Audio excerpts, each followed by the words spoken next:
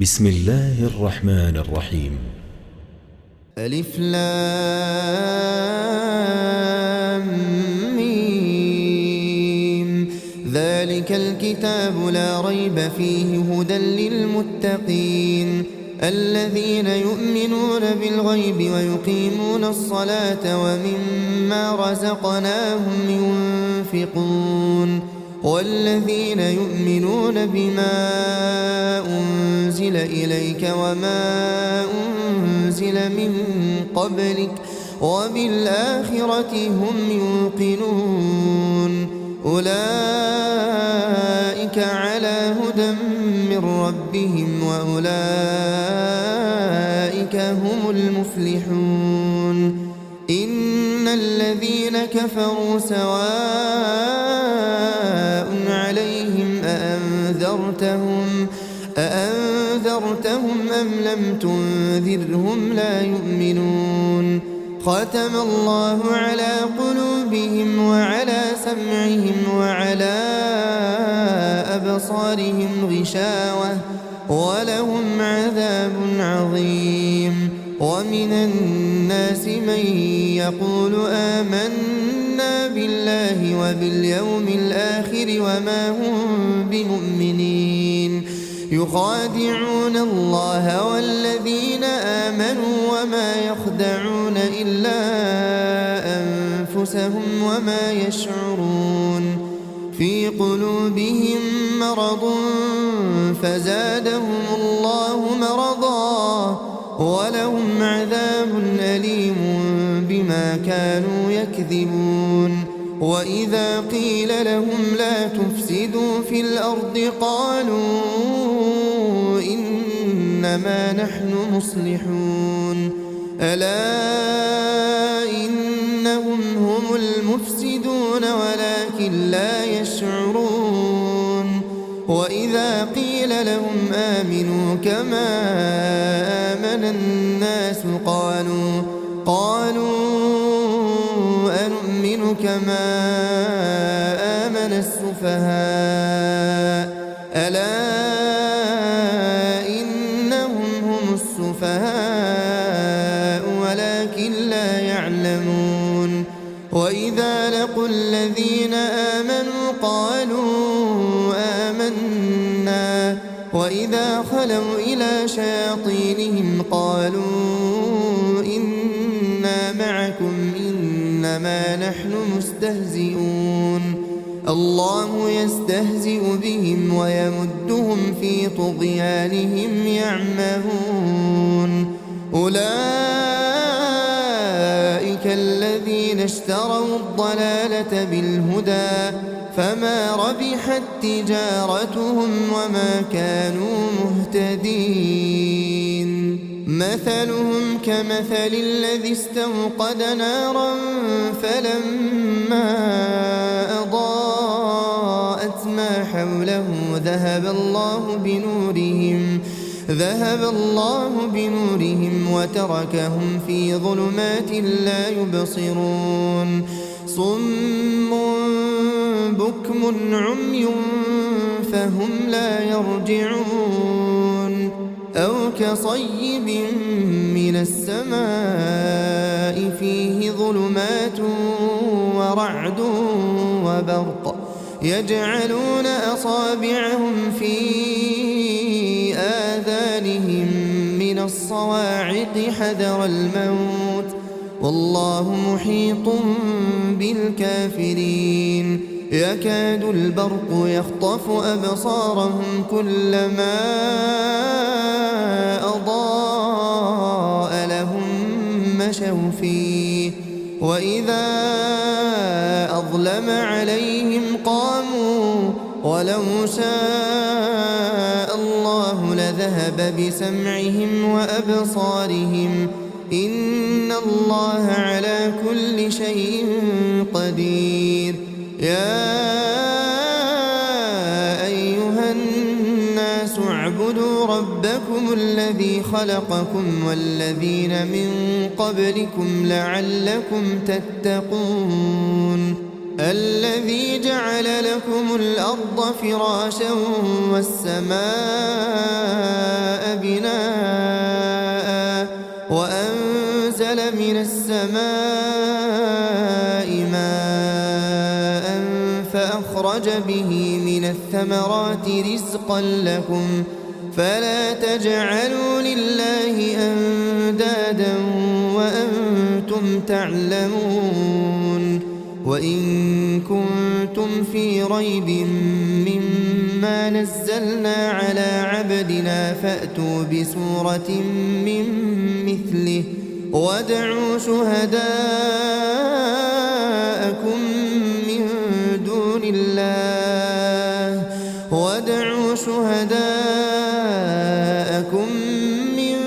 دون الله إن كنتم صادقين فإن لم تفعلوا ولن تفعلوا فاتقوا النار التي وقودها الناس والحجارة أعدت للكافرين وبشر الذين آمنوا وعملوا الصالحات أن لهم جنات تجري من تحتها الأنهار كلما رزقوا منها من ثمرة رزقا قالوا هذا الذي رزقنا من قبل وأتوا به متشابها ولهم فيها أزواج مطهرة وهم فيها خالدون إن الله لا يستحيي أن يضرب مثلا ما بعوضة فما فوقها فأما الذين آمنوا فيعلمون أنه الحق من ربهم وأما الذين كفروا فيقولون ماذا أراد الله بهذا مثلا يضل به كثيرا ويهدي به كثيرا وما يضل به إلا الفاسقين الذين ينقضون عهد الله من بعد ميثاقه ويقطعون ما أمر الله به أن يوصل ويفسدون في الأرض أولئك هم الخاسرون كيف تكفرون بالله وكنتم أمواتا فأحياكم ثم يميتكم ثم يحييكم ثم إليه ترجعون هو الذي خلق لكم ما في الأرض جميعا ثم استوى إلى السماء فسواهن 7 سماوات وهو بكل شيء عليم وإذ قال ربك للملائكة إني جاعل في الأرض خليفة قالوا أتجعل فيها من يفسد فيها ويسفك الدماء ونحن نسبح بحمدك ونقدس لك قال إني أعلم ما لا تعلمون وعلم آدم الأسماء كلها ثم عرضهم على الملائكة فقال أنبئوني بأسماء هؤلاء إن كنتم صادقين قالوا سبحانك لا علم لنا إلا ما علمتنا إنك أنت العليم الحكيم قال يا آدم أنبئهم بأسمائهم فلما أنبأهم بأسمائهم قال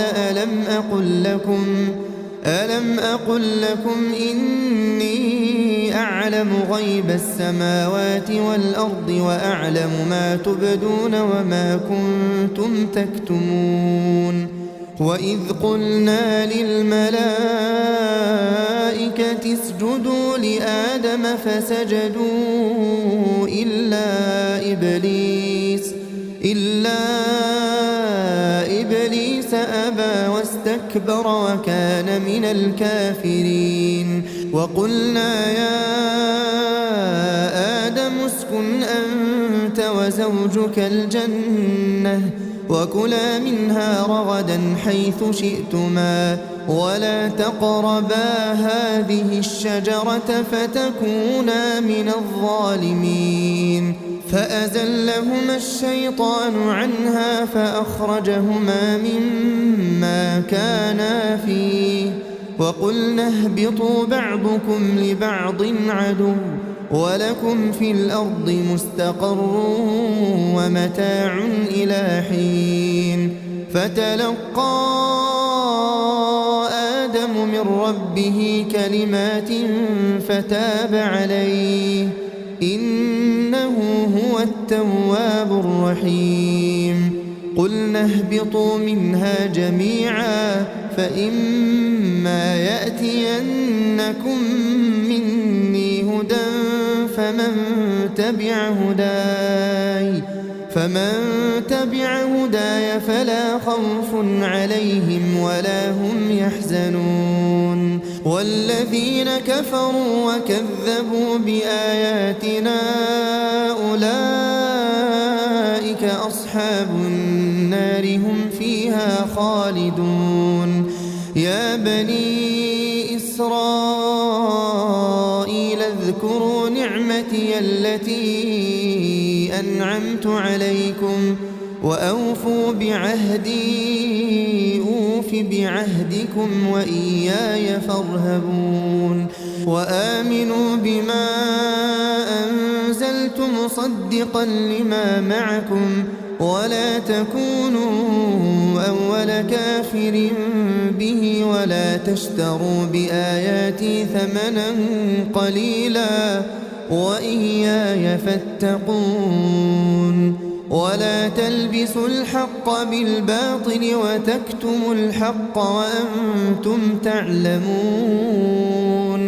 وأقيموا الصلاة وآتوا الزكاة واركعوا مع الراكعين أتأمرون الناس بالبر وتنسون أنفسكم وأنتم تتلون الكتاب أفلا تعقلون واستعينوا بالصبر والصلاة وإنها لكبيرة إلا على الخاشعين الذين يظنون أنهم ملاقو ربهم وأنهم إليه راجعون يا بني إسرائيل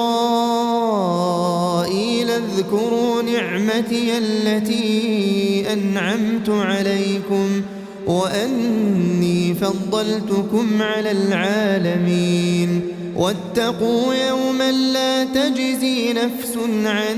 نفس شيئا ولا يقبل منها شفاعة ولا يؤخذ منها عدل ولا هم ينصرون وإذ نجيناكم من آل فرعون يسومونكم سوء العذاب يذبحون أبناءكم ويستحيون نساءكم وفي ذلكم بلاء من ربكم عظيم وإذ فرقنا بكم البحر فأنجيناكم وأغرقنا آل فرعون وأنتم تنظرون وإذ واعدنا موسى 40 ليلة ثم اتخذتم العجل من بعده وأنتم ظالمون ثم عفونا عنكم من بعد ذلك لعلكم تشكرون وإذ آتينا موسى الكتاب والفرقان لعلكم تهتدون وإذ قال موسى لقومه يا قوم إنكم ظلمتم أنفسكم باتخاذكم العجل فتوبوا إلى بارئكم فاقتلوا أنفسكم ذلكم خير لكم عند بارئكم فتاب عليكم إنه هو التواب الرحيم وإذ قلتم يا موسى لن نؤمن لك حتى نرى الله جهرة فأخذتكم الصاعقة وأنتم تنظرون ثم بعثناكم من بعد موتكم لعلكم تشكرون وظللنا عليكم الغمام وأنزلنا عليكم المن والسلوى كلوا من طيبات ما رزقناكم وما ظلمونا ولكن كانوا أنفسهم يظلمون وإذ قلنا ادخلوا هذه القرية فكلوا منها حيث شئتم رغدا وادخلوا الباب سجدا وقولوا حطة نغفر لكم خطاياكم وسنزيد المحسنين فبدل الذين ظلموا قولا غير الذي قيل لهم فأنزلنا على الذين ظلموا رجزا من السماء بما كانوا يفسقون وإذ استسقى موسى لقومه فقلنا اضرب بعصاك الحجر فانفجرت منه 12 عينا قد علم كل أناس مشربهم كلوا واشربوا من رزق الله ولا تعثوا في الأرض مفسدين وإذ قلتم يا موسى لن نصبر على طعام واحد فادع لنا ربك يخرج لنا مما تنبت الأرض من بقلها وقثائها وفومها وعدسها وبصلها قال أتستبدلون الذي هو أدنى بالذي هو خير اهبطوا مصرا فإن لكم ما سألتم وضربت عليهم الذلة والمسكنة وباءوا بغضب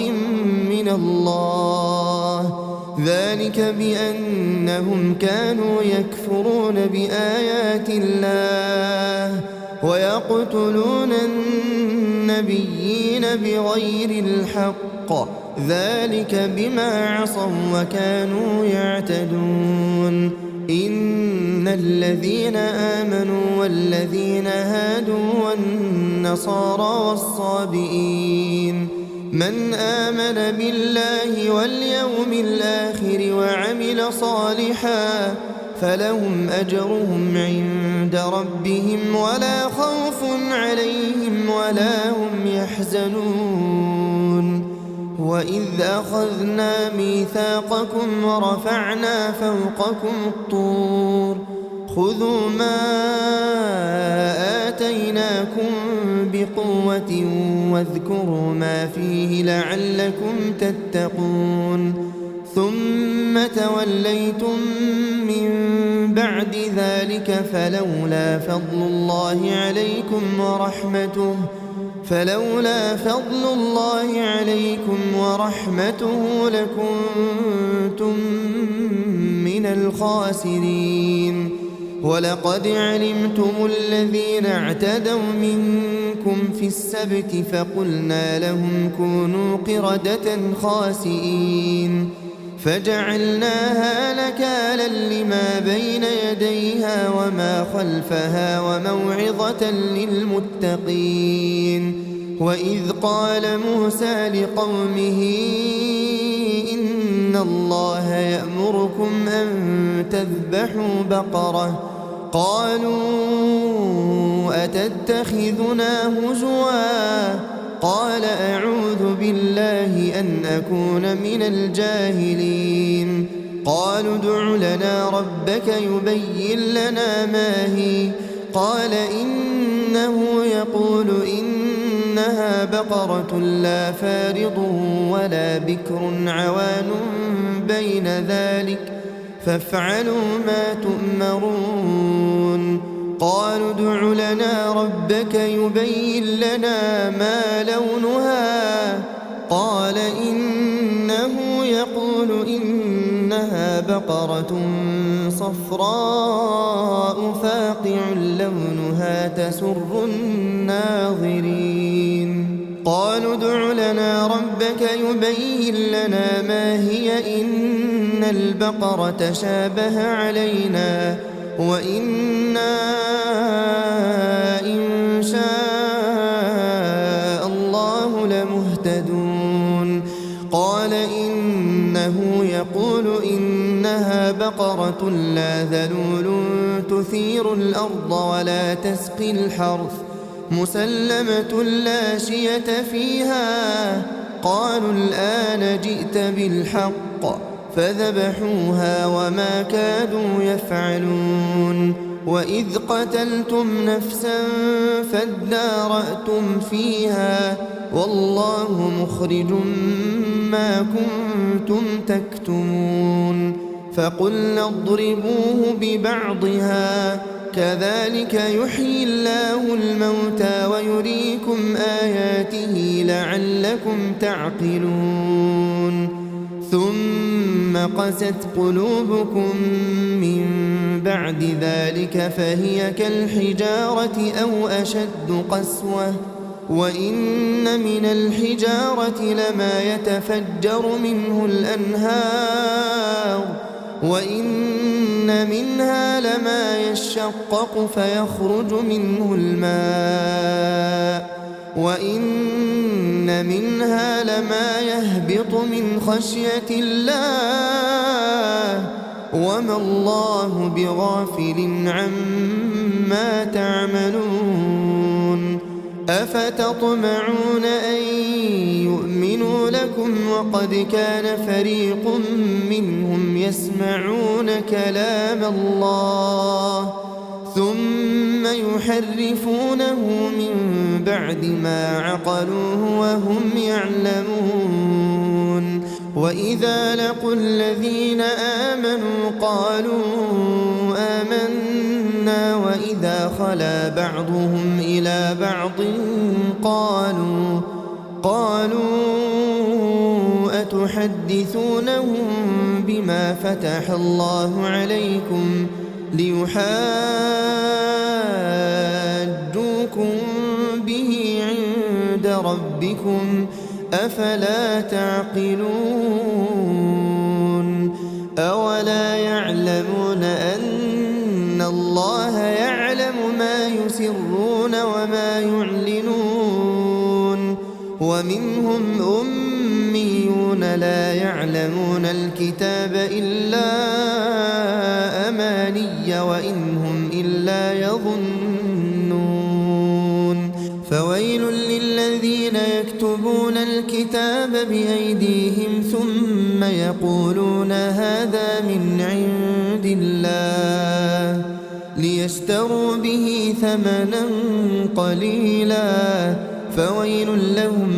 مما كتبت أيديهم وويل لهم مما يكسبون. وقالوا لن تمسنا النار إلا أياما معدودة قل أتخذتم عند الله عهدا فلن يخلف الله عهده أم تقولون على الله ما لا تعلمون. بلى من كسب سيئة وأحاطت به خطيئته فأولئك أصحاب النار هم فيها خالدون والذين آمنوا وعملوا الصالحات أولئك أصحاب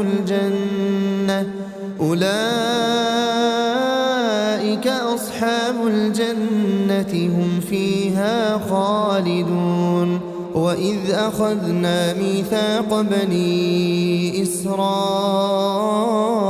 لا تعبدون إلا الله وبالوالدين إحسانا وذي القربى واليتامى والمساكين وقولوا للناس حسنا وأقيموا الصلاة وآتوا الزكاة ثم توليتم إلا قليلا منكم وأنتم معرضون وإذ أخذنا ميثاقكم لا تسفكون دماءكم ولا تخرجون أنفسكم من دياركم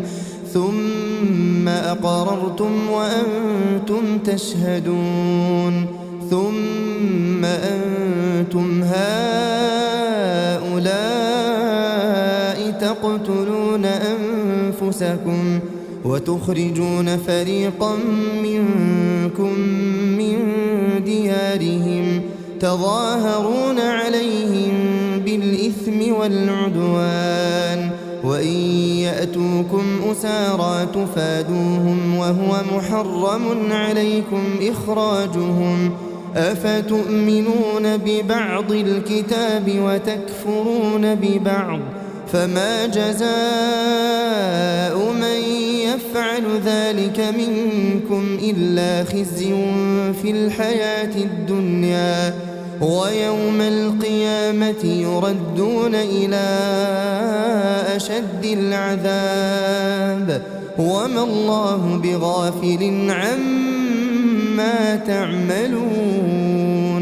أولئك الذين اشتروا الحياة الدنيا بالآخرة فلا يخفف عنهم العذاب ولا هم ينصرون ولقد آتينا موسى الكتاب وقفينا من بعده بالرسل وآتينا عيسى ابن مريم البينات وأيدناه بروح القدس أفكلما جاءكم رسول بما لا تهوى أنفسكم استكبرتم ففريقا كذبتم وفريقا تقتلون وقالوا قلوبنا غلف بل لعنهم الله بكفرهم فقليلا ما يؤمنون ولما جاءهم كتاب من عند الله مصدق لما معهم وكانوا من قبل يستفتحون على الذين كفروا فلما جاءهم ما عرفوا كفروا به فلعنة الله على الكافرين بئس ما اشتروا به أنفسهم أن يكفروا بما أنزل الله بغيا أن ينزل الله من فضله على من يشاء من عباده فباءوا بغضب على غضب وللكافرين عذاب مهين وإذا قيل لهم آمنوا بما أنزل الله قالوا نؤمن بما أنزل علينا ويكفرون بما وراءه وهو الحق مصدقا لما معهم قل فلم تقتلون أنبياء الله من قبل إن كنتم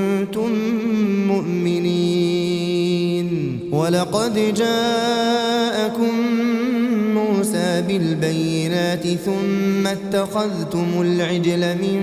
بعده وأنتم ظالمون وإذ أخذنا ميثاقكم ورفعنا فوقكم الطور خذوا ما آتيناكم بقوة واسمعوا قالوا سمعنا وعصينا وأشربوا في قلوبهم العجل بكفرهم قل بئس ما يأمركم به إيمانكم إن كنتم مؤمنين قل إن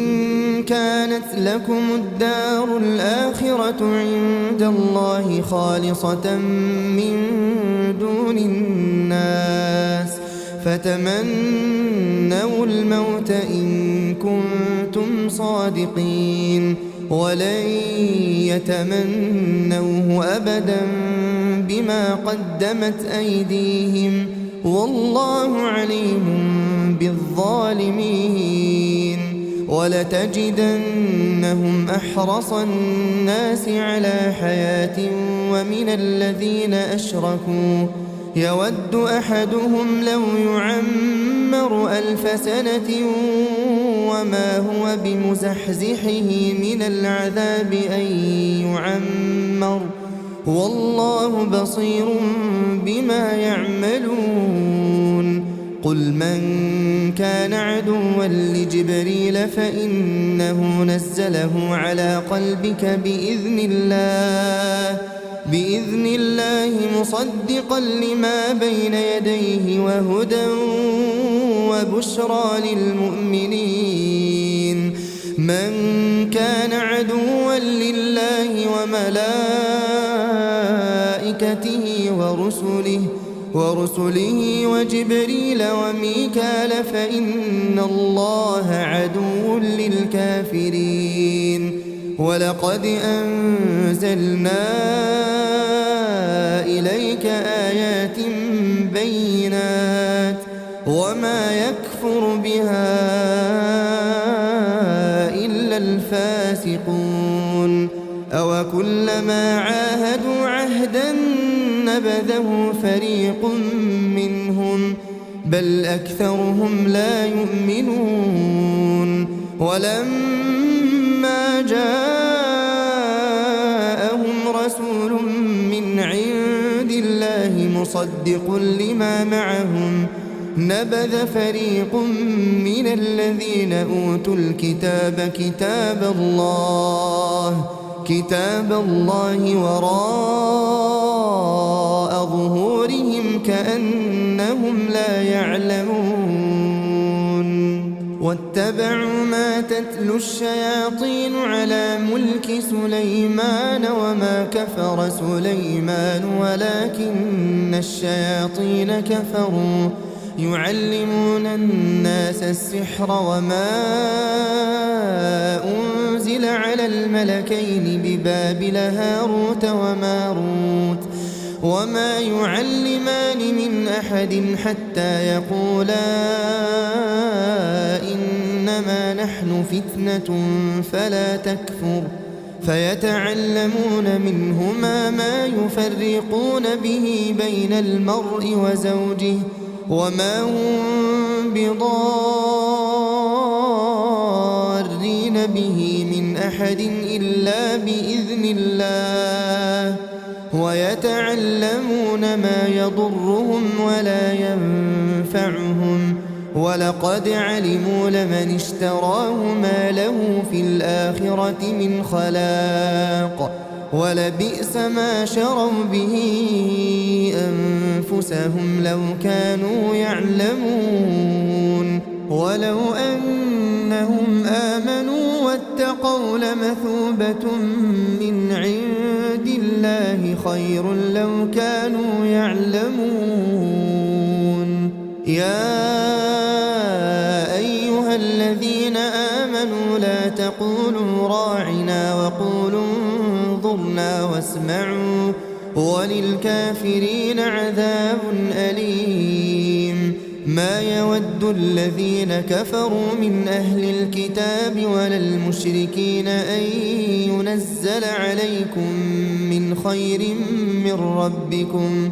والله يختص برحمته من يشاء والله ذو الفضل العظيم ما ننسخ من آية أو ننسها نأت بخير منها أو مثلها ألم تعلم أن الله على كل شيء قدير ألم تعلم أن الله له ملك السماوات والأرض وما لكم من دون الله من ولي ولا نصير أم تريدون أن تسألوا رسولكم كما سئل موسى من قبل ومن يتبدل الكفر بالإيمان فقد ضل سواء السبيل ود كثير من أهل الكتاب لو يردونكم من بعد إيمانكم كفارا حسدا من عند أنفسهم من بعد ما تبين لهم الحق فاعفوا واصفحوا حتى يأتي الله بأمره إن الله على كل شيء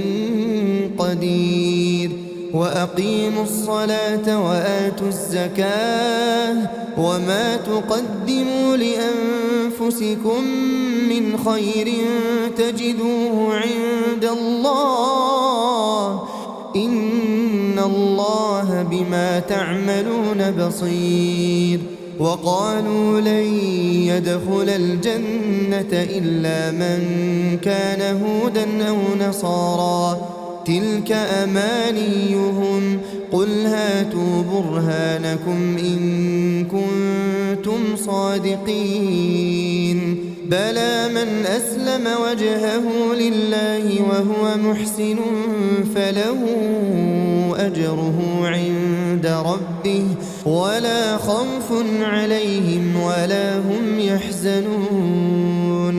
وقالت اليهود ليست النصارى على شيء وقالت النصارى ليست اليهود على شيء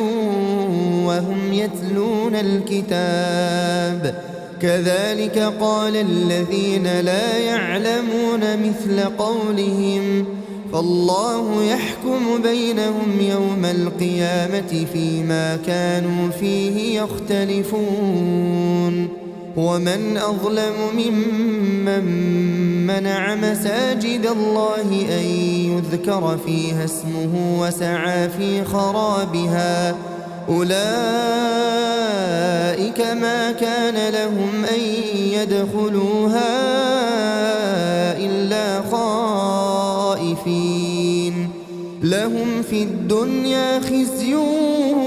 ولهم في الآخرة عذاب عظيم ولله المشرق والمغرب فأينما تولوا فثم وجه الله إن الله واسع عليم وقالوا اتخذ الله ولدا سبحانه بل له ما في السماوات والأرض كل له قانتون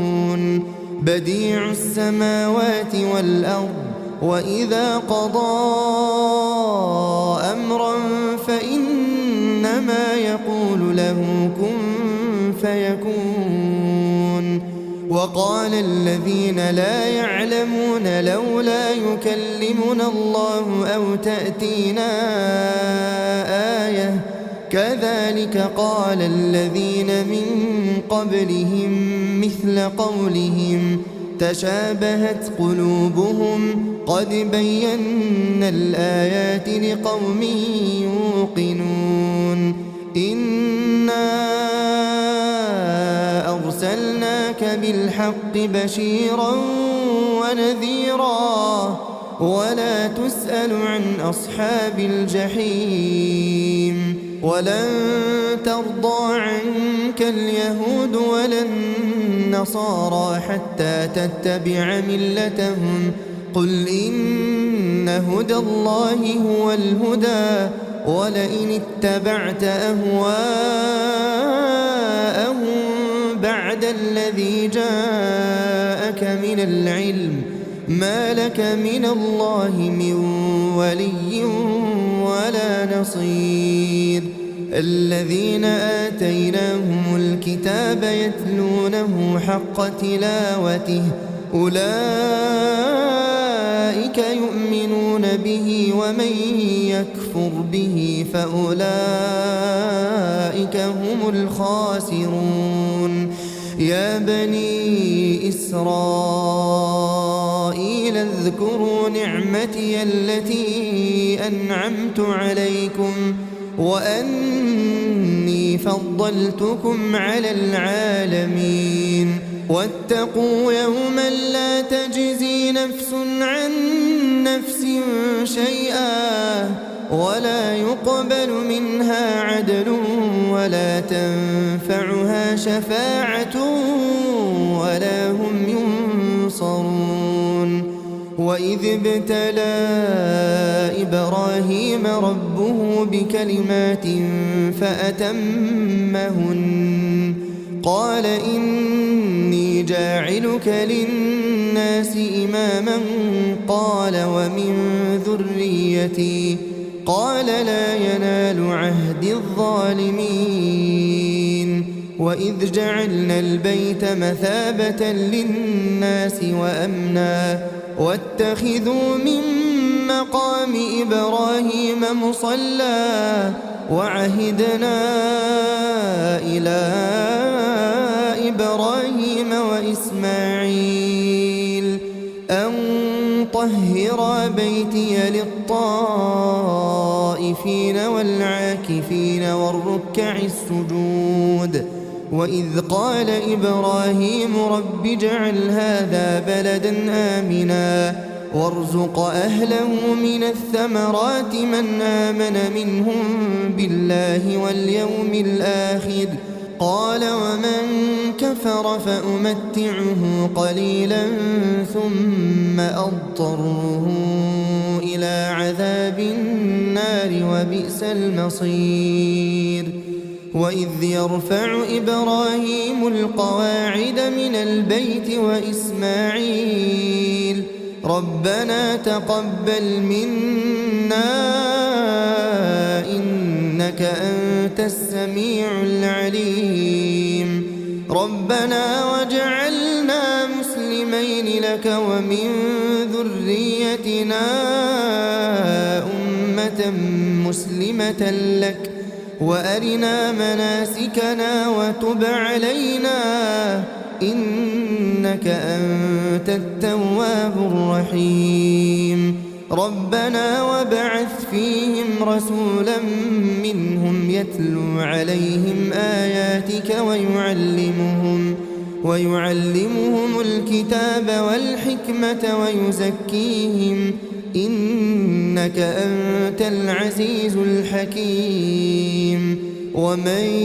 يرغب عن ملة إبراهيم إلا من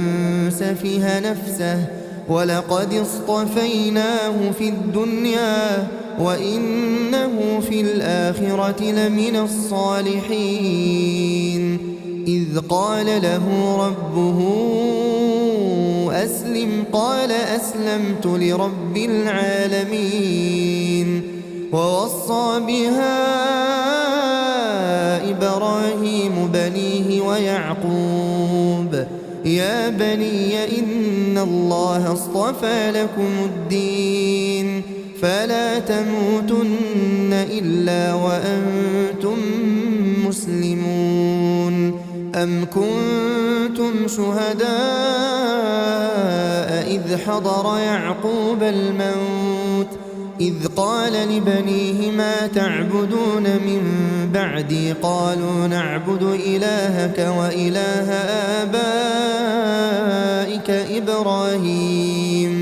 إبراهيم وإسماعيل وإسحاق إلها واحدا ونحن له مسلمون تلك أمة قد خلت لها ما كسبت ولكم ما كسبتم ولا تسألون عما كانوا يعملون وقالوا كونوا هودا أو نصارى تهتدوا قل بل ملة إبراهيم حنيفا وما كان من المشركين قولوا آمنا بالله وما أنزل إلينا وما أنزل إلى إبراهيم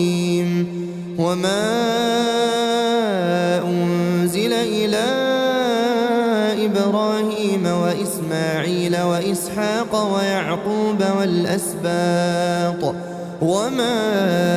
أوتي موسى وعيسى وما أوتي النبيون من ربهم لا نفرق بين أحد منهم ونحن له مسلمون فإن آمنوا بمثل ما آمنتم به فقد اهتدوا وإن تولوا فإنما هم في شقاق فسيكفيكهم الله وهو السميع العليم صبغة الله ومن أحسن من الله صبغة ونحن له عابدون قل أتحاجوننا في الله وهو ربنا وربكم ولنا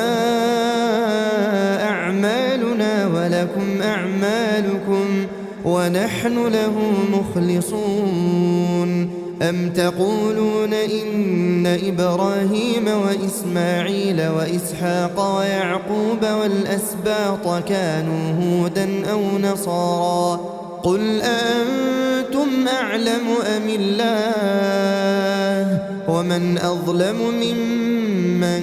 كتم شهادة عنده من الله وما الله بغافل عما تعملون تلك أمة قد خلت لها ما كسبت ولكم ما كسبتم ولا تسألون عما كانوا يعملون سيقول السفهاء من الناس ما ولاهم عن قبلتهم التي كانوا عليها قل لله المشرق والمغرب يهدي من يشاء إلى صراط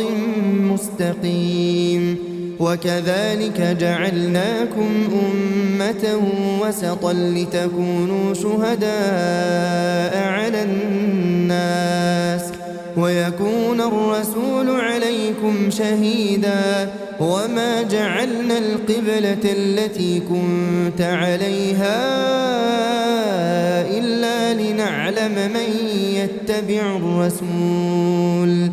إلا لنعلم من يتبع الرسول ممن ينقلب على عقبيه وإن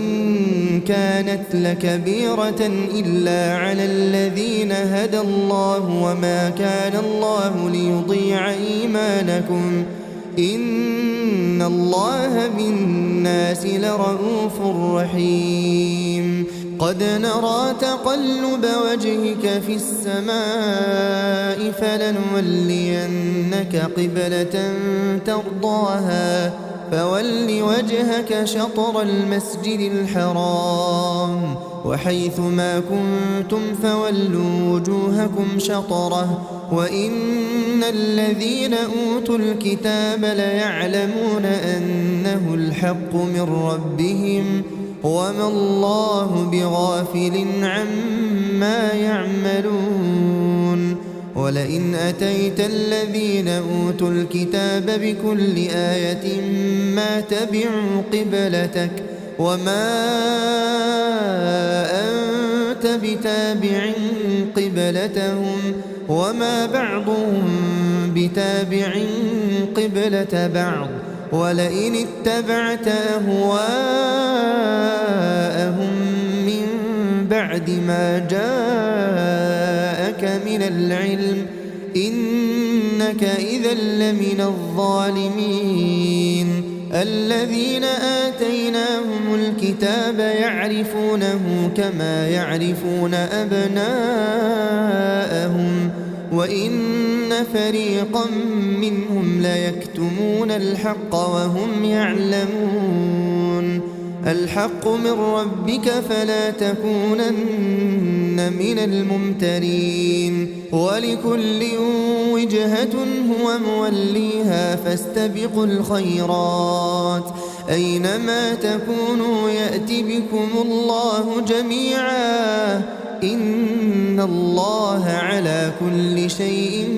قدير. ومن حيث خرجت فول وجهك شطر المسجد الحرام وإنه للحق من ربك وما الله بغافل عما تعملون. ومن حيث خرجت فول وجهك شطر المسجد الحرام وحيث ما كنتم فولوا وجوهكم شطره لئلا يكون للناس عليكم حجة إلا الذين ظلموا منهم فلا تخشوهم واخشوني ولأتم نعمتي عليكم ولعلكم تهتدون. كما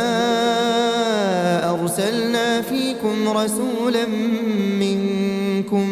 يتلو عليكم آياتنا ويزكيكم ويعلمكم الكتاب والحكمة ويعلمكم ما لم تكونوا تعلمون. فاذكروني أذكركم واشكروا لي ولا تكفرون. يا أيها الذين آمنوا استعينوا بالصبر والصلاة إن الله مع الصابرين. ولا تقولوا لمن يقتل في سبيل الله أموات بل أحياء ولكن لا تشعرون. ولنبلونكم بشيء من الخوف والجوع ونقص من الأموال والأنفس والثمرات وبشر الصابرين الذين إذا أصابتهم مصيبة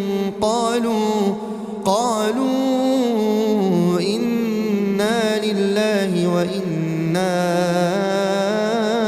إليه راجعون. أولئك عليهم صلوات من ربهم ورحمة وأولئك هم المهتدون. إن الصفا والمروة من شعائر الله فمن حج البيت أو اعتمر فلا جناح عليه أن يطوف بهما ومن تطوع خيرا فإن الله شاكر عليم. إن الذين يكتمون ما أنزلنا من البينات والهدى من بعد ما بيناه للناس في الكتاب أولئك يلعنهم الله ويلعنهم اللاعنون إلا الذين تابوا وأصلحوا وبينوا فأولئك أتوب عليهم وأنا التواب الرحيم. إن الذين كفروا وماتوا وهم كفار أولئك أولئك عليهم لعنة الله والملائكة والناس أجمعين خالدين فيها لا يخفف عنهم العذاب ولا هم ينظرون وإلهكم إله واحد لا إله إلا هو الرحمن الرحيم إن في خلق السماوات والأرض واختلاف الليل والنهار والفلك التي تجري في البحر بما ينفع الناس وما أنزل الله من السماء من ماء فأحيا به الأرض بعد موتها وبث فيها من كل دابة وتصريف الرياح والسحاب المسخر بين السماء والأرض لآيات لقوم يعقلون ومن الناس من يتخذ من دون الله أندادا يحبونهم كحب الله والذين آمنوا أشد حبا لله ولو يرى الذين ظلموا إذ يرون العذاب أن القوة لله جميعا وأن الله شديد العذاب إذ تبرأ الذين اتبعوا من الذين اتبعوا ورأوا العذاب وتقطعت بهم الأسباب وقال الذين اتبعوا لو أن لنا كرة فنتبرأ منهم كما تبرأوا منا كذلك يريهم الله أعمالهم حسرات عليهم وما هم بخارجين من النار يا أيها الناس كلوا مما في الأرض حلالا طيبا ولا تتبعوا خطوات الشيطان إنه لكم عدو مبين إنما يأمركم بالسوء والفحشاء وأن تقولوا على الله ما لا تعلمون وإذا قيل لهم اتبعوا ما أنزل الله قالوا بل نتبع ما ألفينا عليه آباءنا أولو كان آباؤهم لا يعقلون شيئا ولا يهتدون ومثل الذين كفروا كمثل الذي ينعق بما لا يسمع إلا دعاء ونداء صم بكم عمي فهم لا يعقلون يا أيها الذين آمنوا كلوا من طيبات ما رزقناكم واشكروا لله إن كنتم إياه تعبدون إنما حرم عليكم الميتة والدم ولحم الخنزير وما أهل به لغير الله فمن اضطر غير باغ ولا عاد فلا إثم عليه إن الله غفور رحيم إن الذين يكتمون ما أنزل الله من الكتاب ويشترون به ثمنا قليلا أولئك أولئك ما يأكلون في بطونهم إلا النار ولا يكلمهم الله يوم القيامة ولا يزكيهم ولهم عذاب أليم أولئك الذين اشتروا الضلالة بالهدى والعذاب بالمغفرة فما أصبرهم على النار ذلك بأن الله نزل الكتاب بالحق وإن الذين اختلفوا في الكتاب لفي شقاق بعيد ليس البر أن تولوا وجوهكم قبل المشرق والمغرب ولكن البر من آمن بالله واليوم الآخر والملائكة والكتاب والنبيين وآتى المال على حبه ذوي القربى واليتامى والمساكين وابن السبيل والسائلين وفي الرقاب وأقام الصلاة وآتى الزكاة والموفون بعهدهم إذا عاهدوا والصابرين في البأساء والضراء وحين البأس أولئك الذين صدقوا وأولئك هم المتقون يا أيها الذين آمنوا كتب عليكم القصاص في القتلى الحر بالحر والعبد بالعبد والأنثى بالأنثى فمن عفي له من أخيه شيء فاتباع بالمعروف وأداء إليه بإحسان ذلك تخفيف من ربكم ورحمة فمن اعتدى بعد ذلك فله عذاب أليم ولكم في القصاص حياة يا أولي الألباب لعلكم تتقون كتب عليكم إذا حضر أحدكم الموت إن ترك خيرا الوصية للوالدين والأقربين بالمعروف حقا على المتقين فمن بدله بعدما سمعه فإنما إثمه على الذين يبدلونه إن الله سميع عليم فمن خاف من موص جنفا أو إثما فأصلح بينهم فلا إثم عليه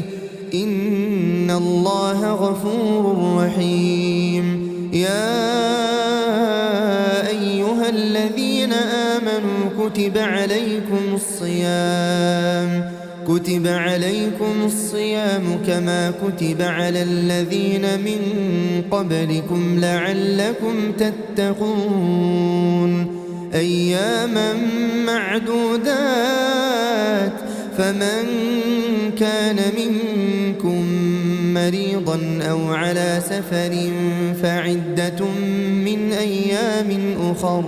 وعلى الذين يطيقونه فدية طعام مسكين فمن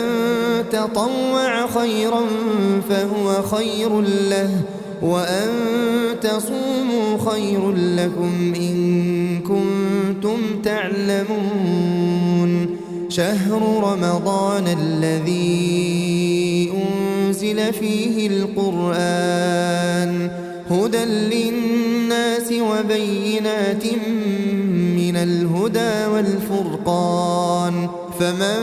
شهد منكم الشهر فليصمه ومن كان مريضا أو على سفر فعدة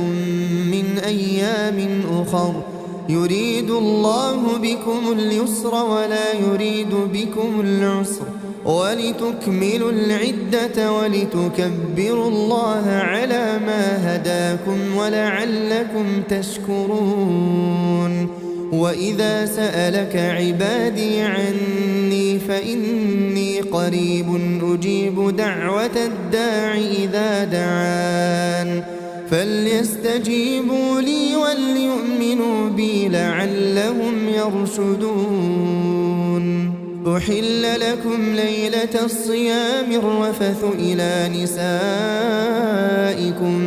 هن لباس لكم وأنتم لباس لهن علم الله أنكم كنتم تختانون أنفسكم فتاب عليكم وعفى عنكم فالآن باشروهن وابتغوا ما كتب الله لكم وكلوا واشربوا حتى يتبين لكم الخيط الأبيض من الخيط الأسود من الفجر ثم أتموا الصيام إلى الليل ولا تباشروهن وأنتم عاكفون في المساجد تلك حدود الله فلا تقربوها كذلك يبين الله آياته للناس لعلهم يتقون ولا تأكلوا أموالكم بينكم بالباطل وتدلوا بها إلى الحكام لتأكلوا فريقا من أموال الناس بالإثم وأنتم تعلمون يسألونك عن الأهلة قل هي مواقيت للناس والحج وليس البر بأن تأتوا البيوت من ظهورها ولكن البر من اتقى وأتوا البيوت من أبوابها واتقوا الله لعلكم تفلحون وقاتلوا في سبيل الله الذين يقاتلونكم ولا تعتدوا إن الله لا يحب المعتدين واقتلوهم حيث ثقفتموهم وأخرجوهم من حيث أخرجوكم والفتنة أشد من القتل ولا تقاتلوهم عند المسجد الحرام حتى يقاتلوكم فيه فإن قاتلوكم فاقتلوهم كذلك جزاء الكافرين فإن انتهوا فإن الله غفور رحيم وقاتلوهم حتى لا تكون فتنة ويكون الدين لله فإن انتهوا فلا عدوان إلا على الظالمين الشهر الحرام بالشهر الحرام والحرمات قصاص فمن اعتدى عليكم فاعتدوا عليه بمثل ما اعتدى عليكم واتقوا الله واعلموا أن الله مع المتقين وأنفقوا في سبيل الله ولا تلقوا بأيديكم إلى التهلكة وأحسنوا إن الله يحب المحسنين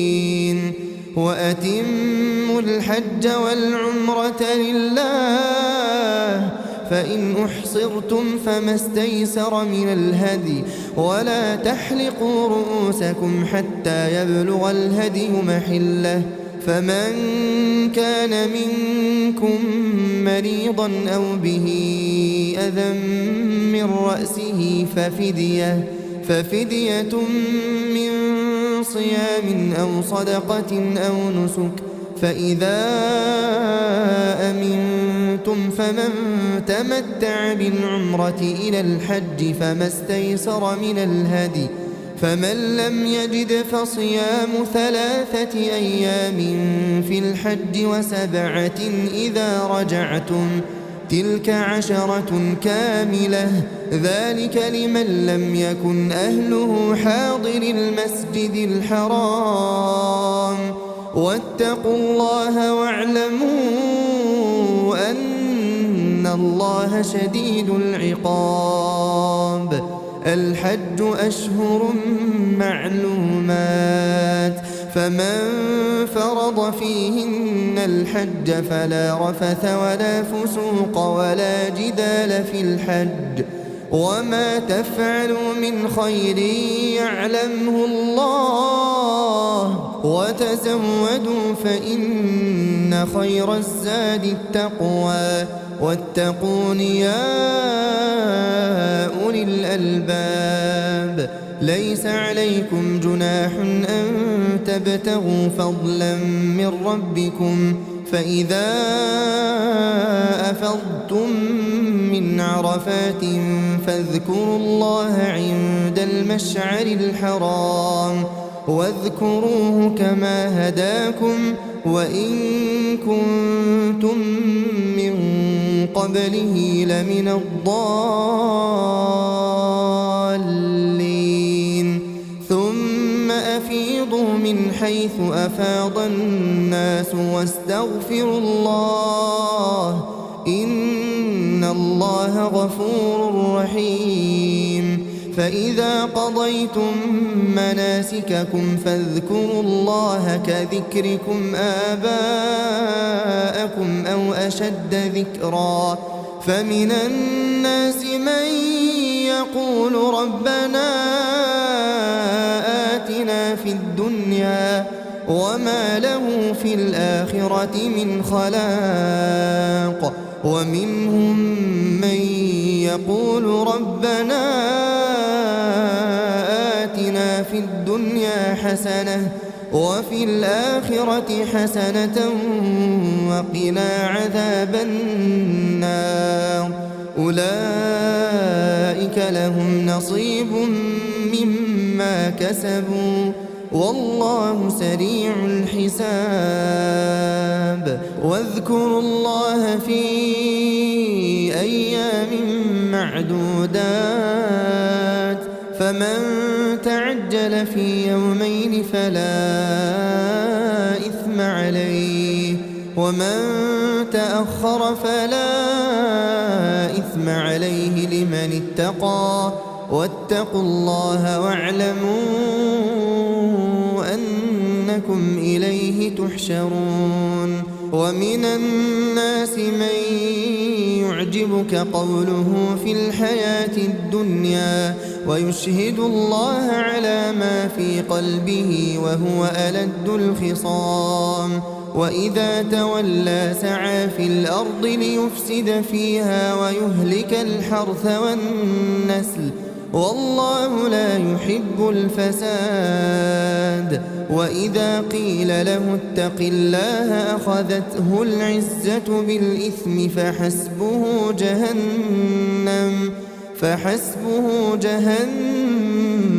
ولبئس المهاد ومن الناس من يشري نفسه ابتغاء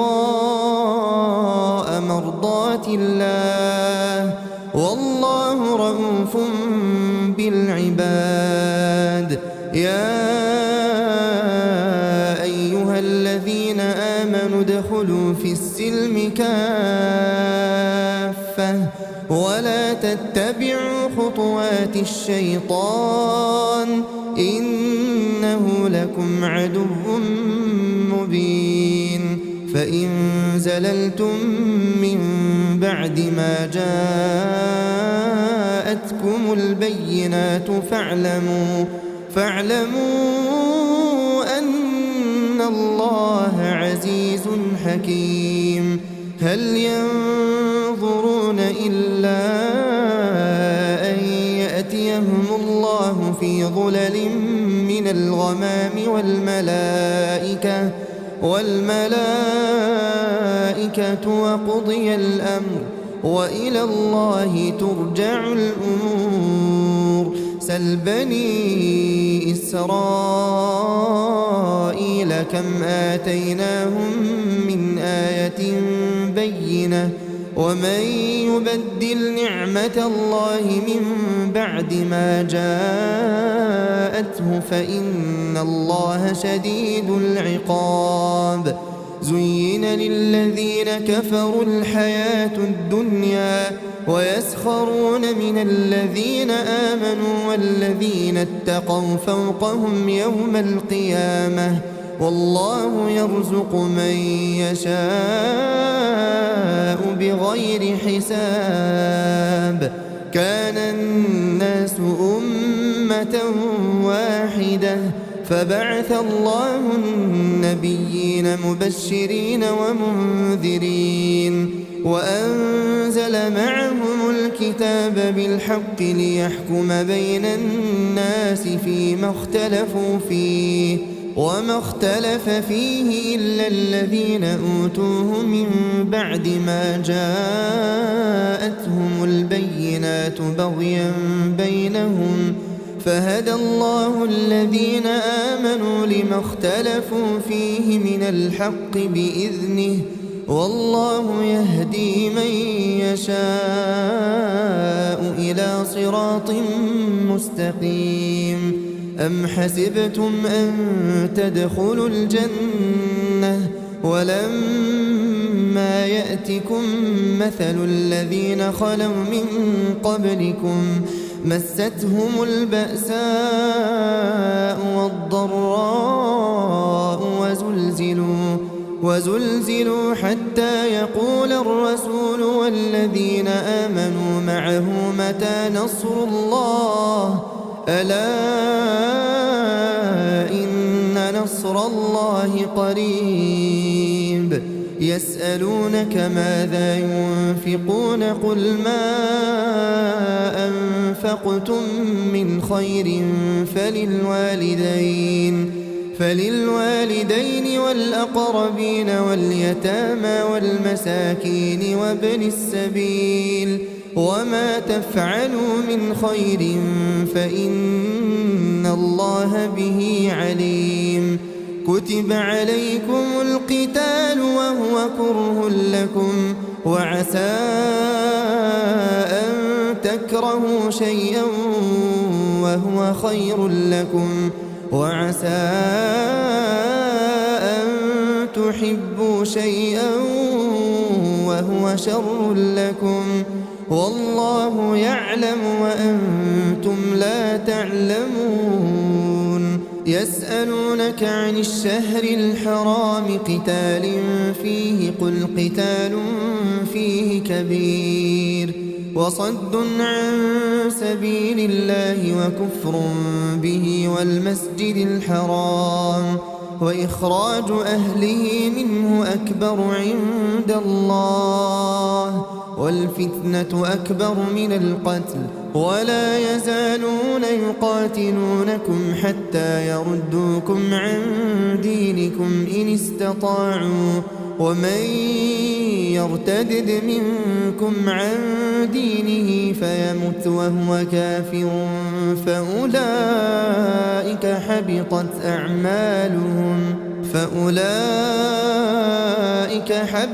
أعمالهم في الدنيا والآخرة وأولئك أصحاب النار هم فيها خالدون إن الذين آمنوا والذين هاجروا وجاهدوا في سبيل الله أولئك يرجون رحمة الله والله غفور رحيم يسألونك عن الخمر والميسر قل فيهما إثم كبير ومنافع للناس وإثمهما أكبر من نفعهما ويسألونك ماذا ينفقون قل العفو كذلك يبين الله لكم الآيات لعلكم تتفكرون في الدنيا والآخرة ويسألونك عن اليتامى ويسألونك عن اليتامى قل إصلاح لهم خير وإن تخالطوهم فإخوانكم والله يعلم المفسد من المصلح ولو شاء الله لأعنتكم إن الله عزيز حكيم ولا تنكحوا المشركات حتى يؤمنن ولأمة مؤمنة خير من مشركة ولو أعجبتكم ولا تنكحوا المشركين حتى يؤمنوا ولعبد مؤمن خير من مشرك ولو أعجبكم أولئك يدعون إلى النار والله يدعو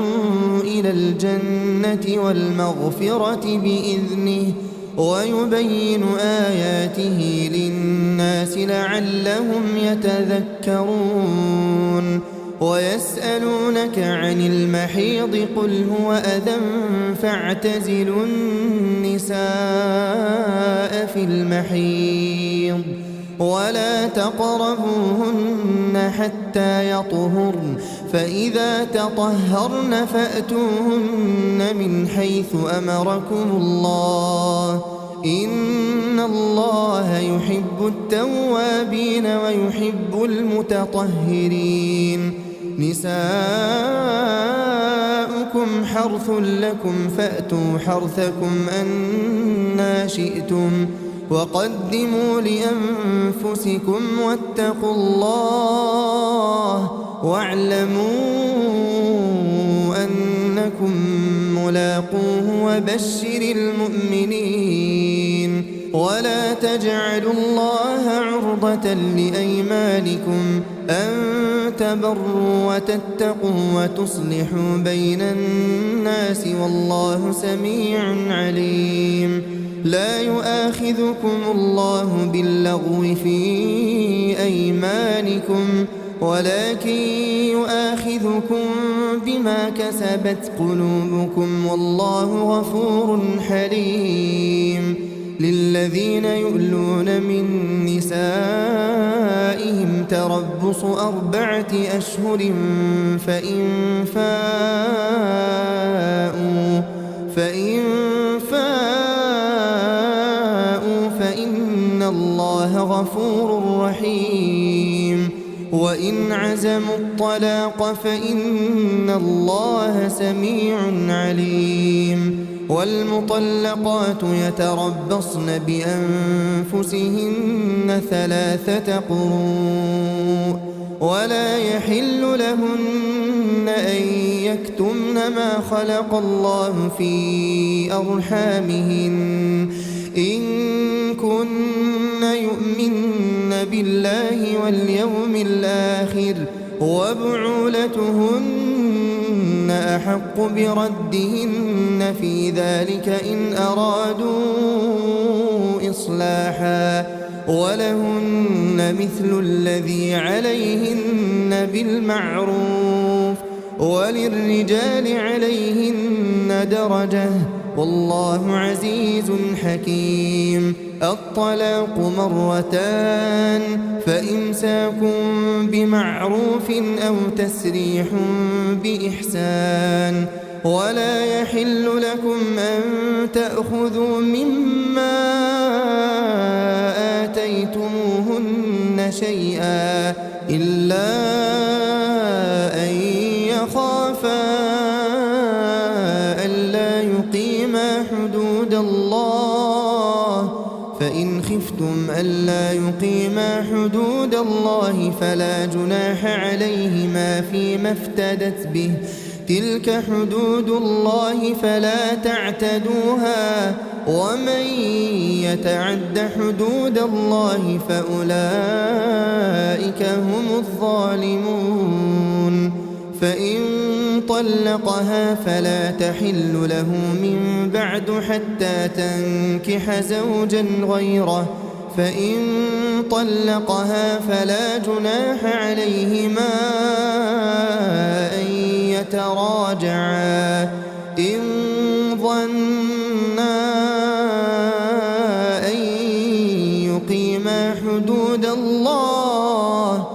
وتلك حدود الله يبينها لقوم يعلمون وإذا طلقتم النساء فبلغن أجلهن فأمسكوهن بمعروف أو سرحوهن بمعروف ولا تمسكوهن ضرارا لتعتدوا ومن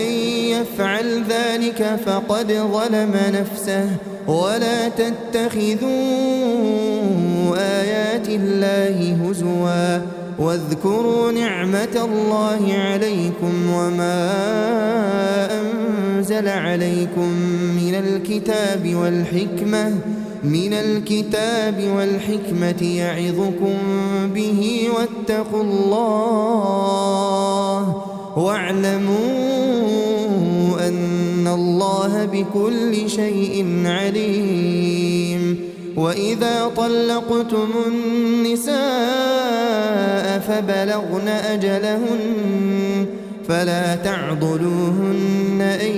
ينكحن أزواجهن إذا تراضوا بينهم بالمعروف ذلك يوعظ به من كان منكم يؤمن بالله واليوم الآخر ذلكم أزكى لكم وأطهر والله يعلم وأنتم لا تعلمون والوالدات يرضعن أولادهن حولين كاملين لمن أراد أن يتم الرضاعة وعلى المولود له رزقهن وكسوتهن بالمعروف لا تكلف نفس إلا وسعها لا تضار والدة بولدها ولا مولود له بولده وعلى الوارث مثل ذلك فإن أرادا فصالا عن تراض منهما وتشاور فلا جناح عليهما وإن أردتم أن تسترضعوا أولادكم فلا جناح عليكم إذا سلمتم ما آتيتم بالمعروف واتقوا الله واعلموا أن الله بما تعملون بصير والذين يتوفون منكم ويذرون أزواجا يتربصن بأنفسهن 4 أشهر وعشرا فإذا بلغن أجلهن فلا جناح عليكم فيما فعلن في أنفسهن بالمعروف والله بما تعملون خبير ولا جناح عليكم فيما عرضتم به من خطبة النساء أو أكننتم في أنفسكم علم الله أنكم ستذكرونهن ولكن لا تواعدوهن سرا إلا أن تقولوا قولا معروفا ولا تعزموا عقدة النكاح حتى يبلغ الكتاب أجله واعلموا أن الله يعلم ما في أنفسكم فاحذروه واعلموا أن الله غفور حليم لا جناح عليكم إن طلقتم النساء ما لم تمسوهن أو تفرضوا لهن فريضة ومتعوهن على الموسع قدره وعلى المقتر قدره متاعا بالمعروف حقا على المحسنين وإن طلقتموهن من قبل أن تمسوهن وقد فرضتم لهن فريضة فنصف ما فرضتم إلا أن يعفون أو يعفو الذي بيده عقدة النكاح وأن تعفوا أقرب للتقوى ولا تنسوا الفضل بينكم إن الله بما تعملون بصير حافظوا على الصلوات والصلاة الوسطى وقوموا لله قانتين فإن خفتم فرجالا أو ركبانا فإذا أمنتم فاذكروا الله كما علمكم ما لم تكونوا تعلمون والذين يتوفون منكم ويذرون أزواجا وصية لأزواجهم متاعا إلى الحول غير إخراج فإن خرجن فلا جناح عليكم فيما فعلن في أنفسهن من معروف والله عزيز حكيم وللمطلقات متاع بالمعروف حقا على المتقين كذلك يبين الله لكم آياته لعلكم تعقلون ألم تر إلى الذين خرجوا من ديارهم وهم ألوف حذر الموت فقال لهم الله موتوا ثم أحياهم إن الله لذو فضل على الناس ولكن أكثر الناس لا يشكرون وقاتلوا في سبيل الله واعلموا أن الله سميع عليم من ذا الذي يقرض الله قرضا حسنا فيضاعفه له أضعافا كثيرة والله يقبض ويبسط وإليه ترجعون ألم تر إلى الملأ من بني إسرائيل من بعد موسى إذ قالوا لنبي لهم ابعث لنا ملكا نقاتل في سبيل الله قال هل عسيتم إن كتب عليكم القتال ألا تقاتلوا قالوا وما لنا ألا نقاتل في سبيل الله وقد أخرجنا من ديارنا وأبنائنا فلما كتب عليهم القتال تولوا إلا قليلا منهم والله عليم بالظالمين وقال لهم نبيهم إن الله قد بعث لكم طالوت ملكا قالوا أنى يكون له الملك علينا ونحن أحق بالملك منه ولم يؤت سعة من المال قال إن الله اصطفاه عليكم وزاده بسطة في العلم والجسم والله يؤتي ملكه من يشاء والله واسع عليم وقال لهم نبيهم إن آية ملكه أن يأتيكم التابوت فيه سكينة من ربكم وبقية مما ترك آل موسى وآل هارون تحمله الملائكة إن في ذلك لآية لكم إن كنتم مؤمنين فلما فصل طالوت بالجنود قال إن الله مبتليكم بنهر فمن شرب منه فليس مني ومن لم يطعمه فإنه مني إلا من اغترف غرفة بيده فشربوا منه إلا قليلا منهم فلما جاوزه هو والذين آمنوا معه قالوا لا طاقة لنا اليوم بجالوت وجنوده قال الذين يظنون أنهم ملاقو الله كم من فئة قليلة غلبت فئة كثيرة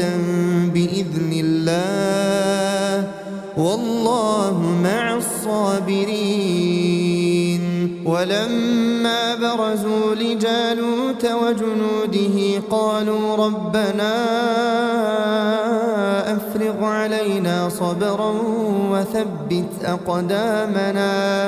وثبت أقدامنا وانصرنا على القوم الكافرين فهزموهم بإذن الله وقتل داود جالوت وآتاه الله الملك والحكمة وعلمه مما يشاء ولولا دفع الله الناس بعضهم ببعض لفسدت الأرض ولكن الله ذو فضل على العالمين. تلك آيات الله نتلوها عليك بالحق وإنك لمن المرسلين. تلك الرسل فضلنا بعضهم على بعض منهم من كلم الله ورفع بعضهم درجات وآتينا عيسى ابن مريم البينات وأيدناه بروح القدس ولو شاء الله ما اقتتل الذين من بعدهم من بعد ما جاءتهم البينات ولكن اختلفوا فمنهم من آمن ومنهم من كفر ولو شاء الله ما اقتتلوا ولكن الله يفعل ما يريد. يا أيها الذين آمنوا أنفقوا مما رزقناكم من قبل أن يأتي يوم لا بيع فيه ولا خلة ولا شفاعة والكافرون هم الظالمون. الله لا إله إلا هو الحي القيوم لا تأخذه سنة ولا نوم له ما في السماوات وما في الأرض من ذا الذي يشفع عنده إلا بإذنه يعلم ما بين أيديهم وما خلفهم ولا يحيطون بشيء من علمه إلا بما شاء وسع كرسيه السماوات والأرض ولا يؤوده حفظهما وهو العلي العظيم. لا إكراه في الدين قد تبين الرشد من الغي فمن يكفر بالطاغوت ويؤمن بالله فقد استمسك بالعروة الوثقى لا انفصام لها والله سميع عليم. الله ولي الذين آمنوا يخرجهم من الظلمات إلى النور والذين كفروا أولياؤهم الطاغوت يخرجونهم من النور إلى الظلمات أولئك أصحاب النار هم فيها خالدون ألم تر إلى الذي حاج إبراهيم في ربه أن آتاه الله الملك إذ قال إبراهيم ربي الذي يحيي ويميت قال أنا أحيي وأميت قال إبراهيم فإن الله يأتي بالشمس من المشرق فأت بها من المغرب فبهت الذي كفر والله لا يهدي القوم الظالمين أو كالذي مر على قرية وهي خاوية على عروشها قال أنى يحيي هذه الله بعد موتها فأماته الله 100 عام ثم بعثه قال كم لبثت قال لبثت يوما أو بعض يوم قال بل لبثت 100 عام فانظر إلى طعامك وشرابك لم يتسنه وانظر إلى حمارك ولنجعلك آية للناس وانظر إلى العظام كيف ننشزها ثم نكسوها لحما فلما تبين له قال أعلم أن الله على كل شيء قدير وإذ قال إبراهيم رب أرني كيف تحيي الموتى قال أولم تؤمن قال بلى ولكن ليطمئن قلبي قال فخذ 4 من الطير فصرهن إليك ثم اجعل على كل جبل منهن جزءا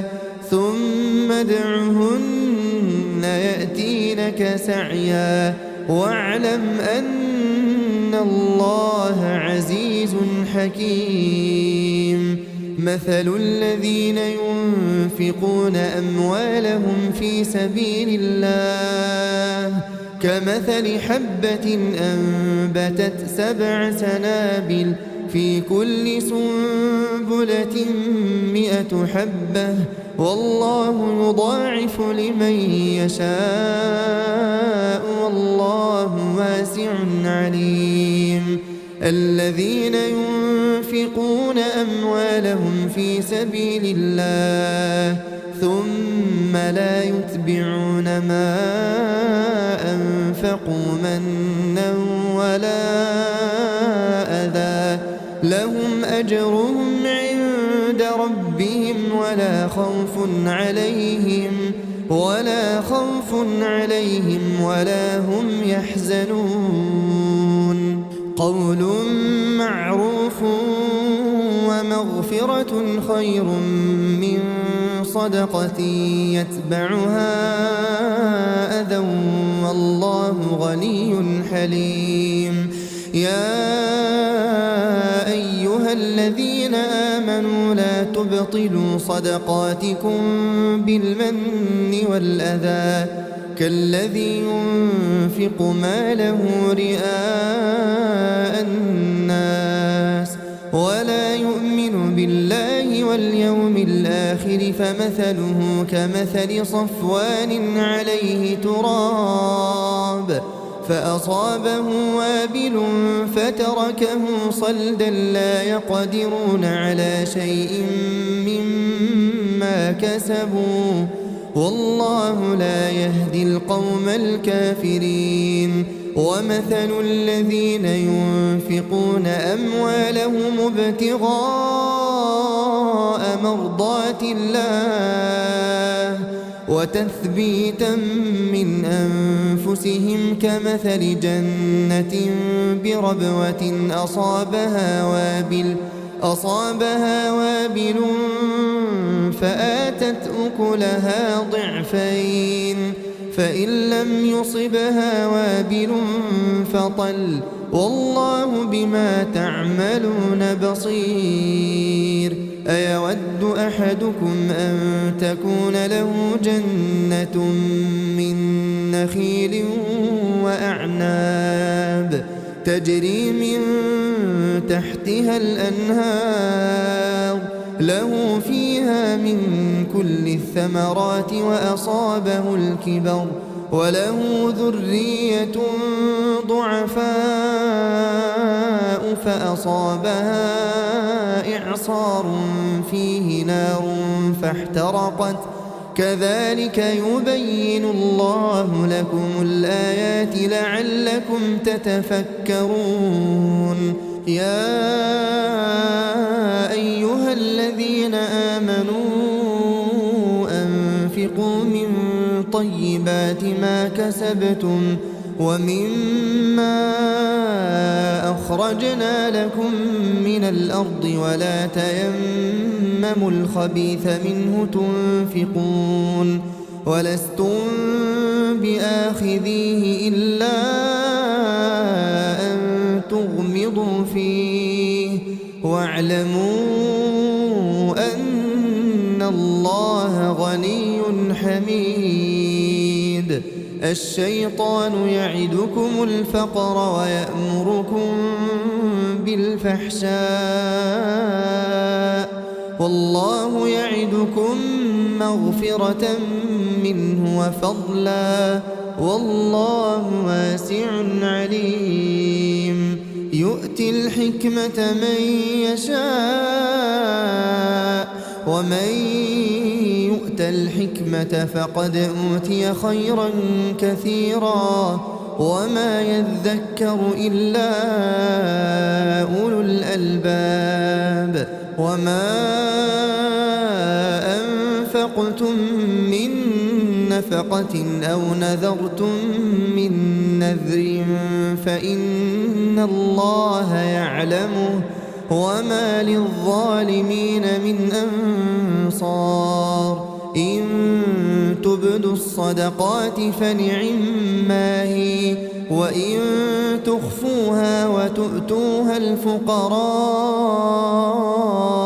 فهو خير لكم ويكفر عنكم من سيئاتكم والله بما تعملون خبير. ليس عليك هداهم ولكن الله يهدي من يشاء وما تنفقوا من خير فلأنفسكم وما تنفقون إلا ابتغاء وجه الله وما تنفقوا من خير يوفى إليكم وأنتم لا تظلمون. للفقراء الذين أحصروا في سبيل الله لا يستطيعون ضربا في الأرض يحسبهم الجاهل أغنياء من التعفف تعرفهم بسيماهم لا يسألون الناس إلحافا وما تنفقوا من خير فإن الله به عليم. الذين ينفقون أموالهم بالليل والنهار سرا وعلانية فلهم أجرهم عند ربهم ولا خوف عليهم ولا هم يحزنون.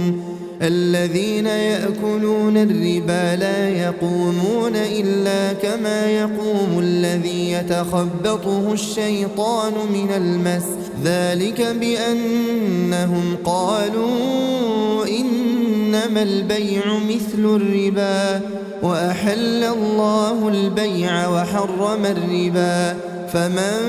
جاءه موعظة من ربه فانتهى فله ما سلف وأمره إلى الله ومن عاد فأولئك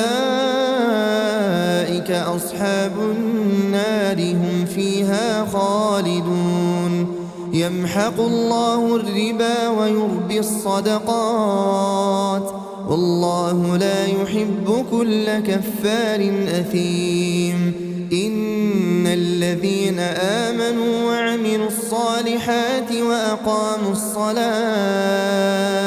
وأقاموا الصلاة وآتوا الزكاة لهم أجرهم عند ربهم ولا خوف عليهم ولا هم يحزنون يا أيها الذين آمنوا اتقوا الله وذروا ما بقي من الربا إن كنتم مؤمنين فإن لم تفعلوا فأذنوا بحرب من الله ورسوله وإن تبتم فلكم رؤوس أموالكم لا تظلمون ولا تظلمون وإن كان ذو عسرة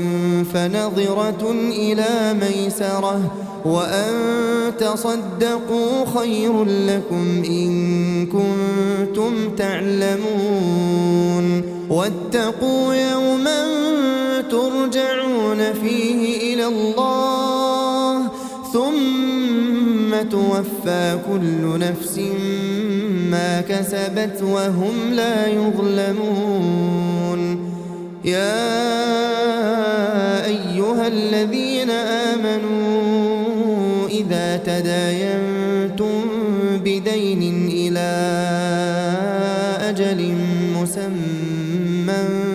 فاكتبوه وليكتب بينكم كاتب بالعدل ولا يأب كاتب أن يكتب كما علمه الله فليكتب وليملل الذي عليه الحق وليتق الله ربه ولا يبخس منه شيئا فإن كان الذي عليه الحق سفيها أو ضعيفا أو لا يستطيع أن يمل هو فليملل وليه بالعدل واستشهدوا شهيدين من رجالكم فإن لم يكونا رجلين فرجل وامرأتان ممن ترضون من الشهداء أن تضل إحداهما فتذكر إحداهما الأخرى ولا يأبى الشهداء إذا ما دعوا ولا تسأموا أن تكتبوه صغيرا أو كبيرا إلى أجله ذلكم أقسط عند الله وأقوم للشهادة وأدنى ألا ترتابوا إلا أن تكون